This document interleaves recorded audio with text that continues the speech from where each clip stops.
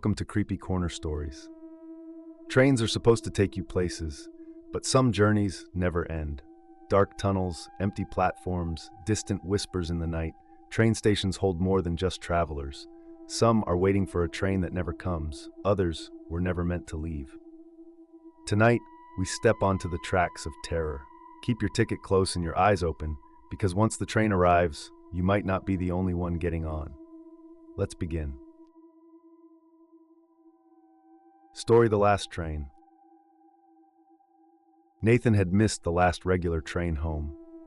It was nearly midnight, and the station was empty, just the flickering fluorescent lights and the distant hum of an approaching train. The schedule board was blank. That was strange. There weren't supposed to be any more trains tonight. Still, as he stood alone on the platform, he saw headlights in the distance. The train rolled in, slowing to a stop. Its metal doors slid open with a faint hiss. Nathan hesitated. The train looked old, dusty windows, rusted exterior, no passengers inside. But he was too tired to care. He stepped in. The doors shut immediately. The train started moving before he even found a seat. That's when he noticed something was off. There was no conductor, no advertisements on the walls, just rows of empty seats stretching into the dimly lit distance. A cold chill ran through him. Then he saw them. Figures. Shadowy passengers seated in the far end of the car, completely still. Nathan's breath hitched. He hadn't seen anyone get on with him. He moved toward the next car, but when he reached the door, it wouldn't open. The train sped up. His heart pounded. He turned back and froze. The figures had moved closer. Now they were just a few rows away, still motionless, still facing forward. Nathan's hands shook as he fumbled for his phone. No signal. Then the train lights flickered. When they came back on, the figures were sitting right beside him. Their heads slowly turned toward him, their faces blank, pale, lifeless. And in unison they whispered, "You shouldn't be here." The train jerked to a stop. The doors flew open, revealing nothing but darkness outside. Nathan ran. He didn't care where the tracks led. He just ran off the train, into the night. When he looked back, the train was gone. No tracks, no tunnel, nothing. Just an empty, silent station and a schedule board flickering to life. Next train, midnight. Passengers 1. Story: The Man on the Platform. Leo hated taking the late train home, but he had no choice. His shift ended past midnight, and the station was always empty at that hour. Tonight was no different. He stood alone on the platform, scrolling through his phone, waiting for the train. The only sound was the faint buzzing of the overhead lights. Then he noticed something. A man was standing at the far end of the platform. Leo hadn't seen him arrive. He was just there, facing the tracks, completely still. His clothes were old, tattered. His head was tilted slightly to the side, as if listening to something only he could hear. Leo felt a strange unease. He glanced back at his phone, trying to ignore the man. But when he looked up again, the man was closer. Still not moving, still facing the tracks. Leo's chest tightened. He hadn't heard any footsteps. How did he? A distant rumble. The train was coming. Leo exhaled in relief and stepped closer to the edge. Just a few more seconds. Then the man tilted his head further and spoke. "You shouldn't be here." Leo's blood ran cold. Before he could react, the man turned. For the first time, Leo saw his face. Sunken eyes, hollow cheeks, a mouth stretched into a wide, unnatural grin. Then the lights flickered. When they came back on, the man was right behind him. Leo barely had time to scream before a loud rush of air roared through the station. The train sped past without stopping, and in the reflection of the train's windows, Leo saw dozens of faces staring back at him. Mouths open, silent, watching.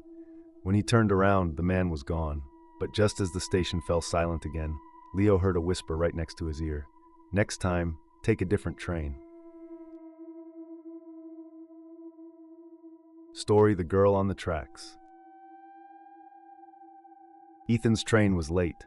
He stood alone on the platform, shivering in the cold night air. The station was nearly silent, except for the occasional flickering of the old fluorescent lights. Then he heard crying. A soft, muffled sob echoing from the tracks below. Ethan hesitated, then cautiously stepped closer to the edge. A girl was sitting on the tracks. Her long, dark hair covered her face, and she was hunched over, shaking as she cried. She wore a thin white dress, completely out of place for such a cold night. "Hey," Ethan called. "You need to get off the tracks." She didn't respond. He looked up at the schedule board. His train was only 1 minute away. Panic set in. "Hey, get up!" he yelled, louder this time. The girl stopped crying. Slowly, her head turned, but her hair still covered her face. Ethan felt a chill crawl down his spine. The distant rumble of the train grew louder. The headlights appeared at the end of the tunnel. 30 seconds. Ethan's heart pounded. Should he jump down and pull her up? Call for help? Then she spoke. "Do you think it hurts?" His breath caught in his throat. "Getting hit by a train?" The words were barely above a whisper, but they echoed through the empty station. The train was almost there. Ethan's instincts kicked in. He took a step forward to pull her up. Then the lights above flickered. And in that split second of darkness, the girl was suddenly standing right beside him, face inches from his, and now he could see her face. It was wrong. Her mouth was too wide, stretched into a gaping, unnatural grin. Her hollow eyes stared directly into his, black and endless. The train roared past. Ethan stumbled back, gasping. When he looked around, the girl was gone. But in the reflection of the train's window, she was still standing behind him, smiling, waiting. Story: The Train That Never Stops. Liam had been riding the night train for months. He worked late shifts and always caught the last train home. The route was always the same: 5 stops, then his station. But tonight, something was different. As the train rumbled forward, Liam noticed something strange. The train wasn't stopping. The first station came and went, no stop. Then the second, then the third. Passengers around him looked just as confused. A man got up and walked to the doors, pressing the emergency stop button. Nothing happened. The train kept moving, faster. Liam pulled out his phone. No signal. Panic started to set in. "Why aren't we stopping?" he muttered. That's when he noticed it. The passengers were silent now. They all sat completely still, their heads down, hands folded in their laps. Liam's stomach twisted. Something was wrong. He nudged the woman next to him. "Hey, do you know what's going on?" She didn't react. He tried again, louder. "Hey!" Slowly, her head turned toward him. Liam's breath caught in his throat. Her face was wrong. Her eyes were black, her mouth stretched into a twisted grin. Then, every passenger turned to look at him, all of them at once, smiling. The train lights flickered, and suddenly, the seats were full, with people who weren't there before. People with sunken faces, dressed in old, tattered clothes, staring at Liam with empty eyes. A voice crackled over the intercom. "Final stop, the last ride." The doors hissed open. Outside was nothing but darkness. Liam's pulse pounded. He couldn't get off. He wouldn't get off. Then, someone grabbed his arm. A conductor dressed in an old, dusty uniform was standing beside him. "You're not supposed to be here." The man's grip tightened. The lights flickered again, and suddenly, the train was empty. No passengers, no eerie smiles, just Liam and the conductor. The man sighed and shook his head. "You almost didn't make it." The doors slammed shut, and the train screeched to a stop. Liam blinked, and he was at his station, as if nothing had happened. He stumbled off the train, heart racing, turning back just in time to see the conductor watching him before the train disappeared into the night. The next day, Liam checked the train schedules. There was no last train at that hour. There never had been. Story: The Tunnel Beneath the Tracks. Jay's train was delayed. He sighed and checked the time. 1:07 a.m. The station was empty, silent except for the distant dripping of water somewhere in the tunnel. Then he noticed something strange. Across the platform, near the far end, a door stood slightly open. He had never seen a door there before. A dim light flickered inside. It looked like an old maintenance tunnel, leading somewhere deep beneath the station. Jay knew he should ignore it. But something about it pulled him in. Maybe just a quick look. He stepped through. The air was damp and stale, the walls covered in old peeling posters. His footsteps echoed as he walked deeper into the tunnel. Then he saw the stairs. They spiraled downward, disappearing into darkness. A faint whisper floated up from below. Jay froze. Was someone down there? He should turn back, go wait for his train, but his feet kept moving, down, step by step. The air grew colder. The whispering grew louder. Then he reached the bottom. The The tunnel opened into a small, dimly lit platform. Jay's breath hitched. A train was sitting there, an old train, rusted, covered in dust, its windows too dirty to see inside. The doors were open, and standing beside them was a man in a conductor's uniform. His head was bowed, his hat covering his face. His uniform was old, faded, and stained with something dark. Jay stepped back, heart pounding. I think I'm lost," he stammered. The conductor lifted his head. His eyes were black voids, his mouth twisted into a sharp, unnatural grin. "You are exactly where you need to be."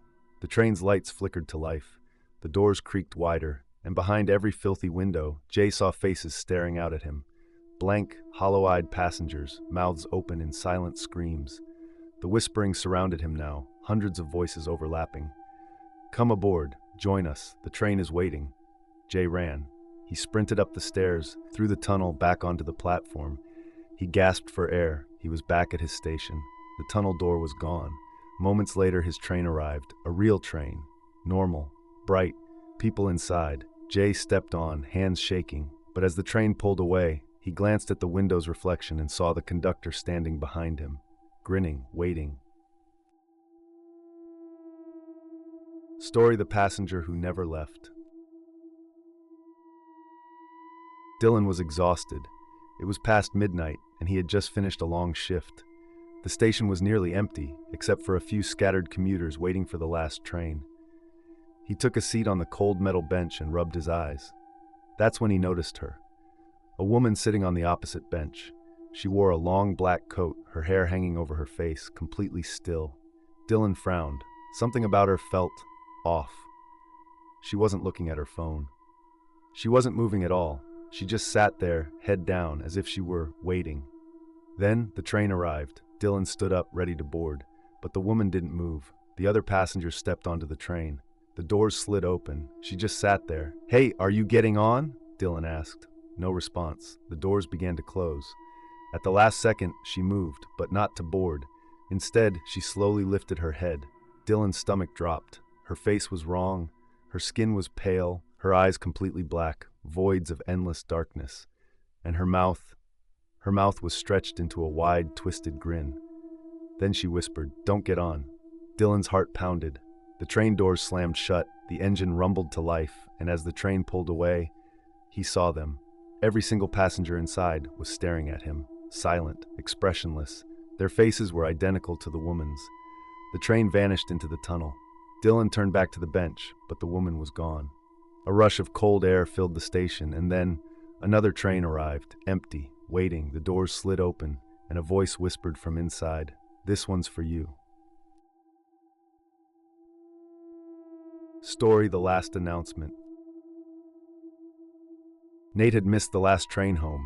It was 2:37 a.m., and the station was deserted. The vending machines hummed, the overhead lights flickered, and the only sound was the occasional drip of water from a leaky pipe. He sighed and checked the schedule board. No more trains tonight. But then an announcement crackled over the speakers. "Final train arriving on platform 6. Please board immediately." Nate frowned. That wasn't right. The last train had left over an hour ago. Curious, he grabbed his bag and headed toward platform 6. When he got there, his stomach dropped. A train was waiting, an old train. Rusted metal, fogged-up windows, and a dim light flickering inside. The doors were wide open. Nate hesitated. Maybe it was an out-of-service train, but then he saw someone. A conductor, standing just outside the doors. His uniform was dusty, the buttons tarnished, and his hat sat low over his face. He stood completely still, like a mannequin. Then, he raised his hand and gestured for Nate to come closer. Every instinct screamed no, but something in the back of his mind pulled him forward. The moment he stepped closer, the overhead lights flickered, and suddenly, the platform was full of people, passengers.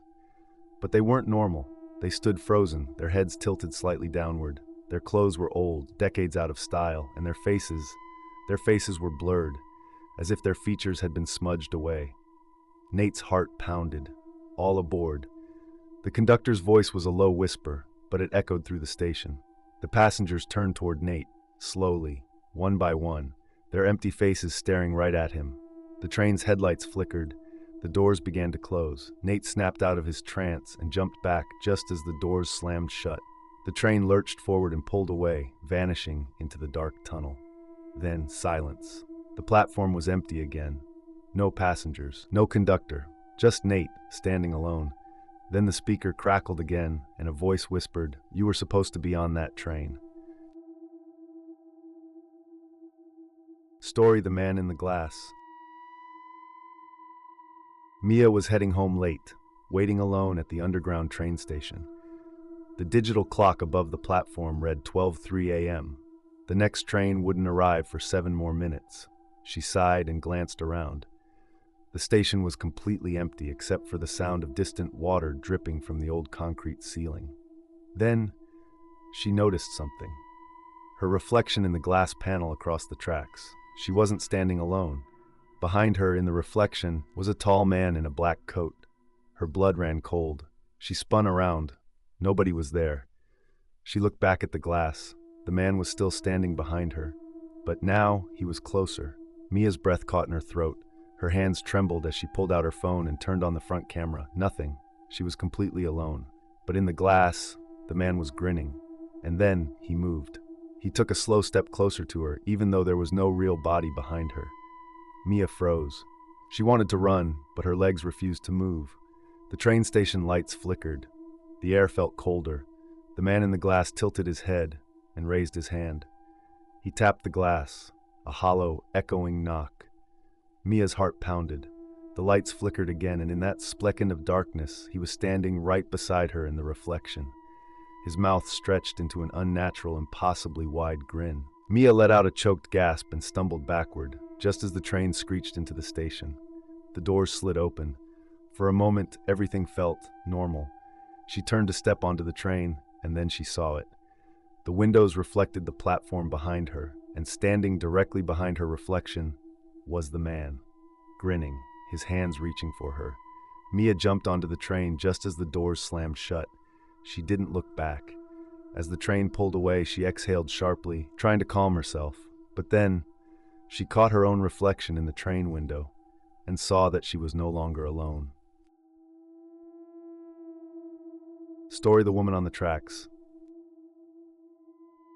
Brandon was waiting for the last train home. It was late, way past midnight, and the station was silent except for the occasional flicker of the overhead lights.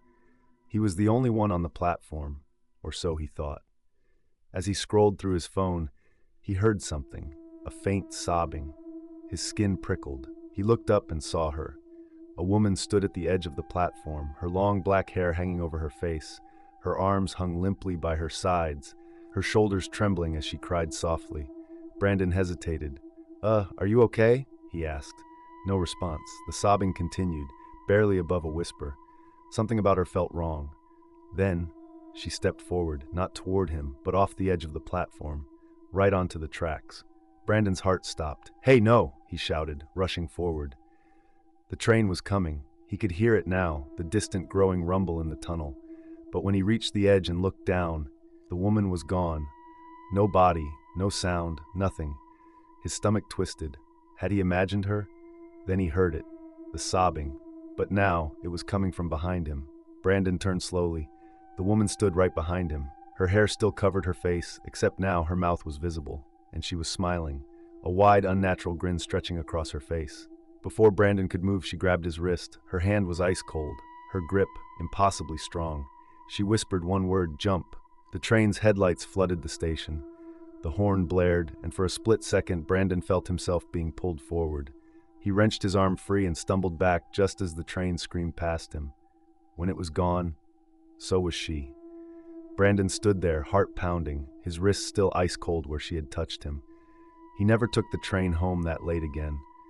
But sometimes, when he's alone in a quiet station, he still hears it, the sobbing, and he knows she's still waiting for someone to join her. Story: The Wrong Train. Ryan was heading home after a long night out. The station was nearly empty, just him and a few tired commuters waiting for the last train. The clock above the platform read 1:45 a.m. The train was late. Ryan sighed and leaned against a pillar, scrolling through his phone. Then, he noticed something strange. Across the tracks on the opposite platform stood a single man. He wore an old-fashioned suit, slightly tattered, with a matching hat that cast a shadow over his face. He was staring directly at Ryan. Ryan shifted uncomfortably. Then, the train arrived. But something was wrong. The train was silent.